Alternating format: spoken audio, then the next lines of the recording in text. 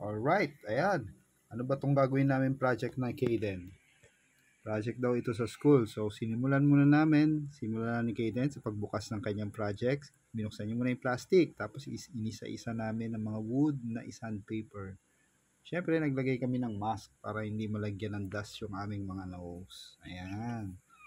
So, yan na, pinagpatong-patong na namin. Oops, parang hindi ma-figure out ni KD kung saan niya ilalagay yung mga wood. So, ang ginawa namin ay tumawag kami kay nanay para malaman. At ito na nga, sinusukat na namin ang kanyang mga paglalagyan.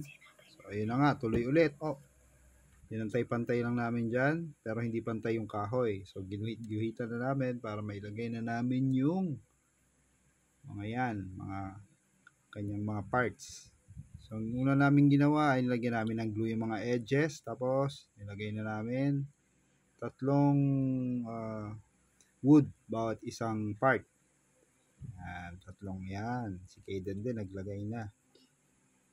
So, ayan. Pagkatapos niyan, syempre papatuyuin namin ng onte habang naghihintay. Yung isa naman ay sinasandpaper na rin namin, pinapakinis.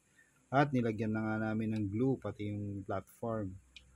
Tapos, pagkatapos yan mag-glue, syempre lalagyan namin ng weights para medyo mabigat at matuyo ka agad. Ayun na si Kaden, nilagyan niya na rin yung gilid ng glue. Tapos, ayan na, unti-unti nang nabubuo. Ano ba talaga kasi itong gagawin natin na project? Kung umabot kayo sa video na to, paki-like and comment naman kung ano sa tingin nyo. Subscribe.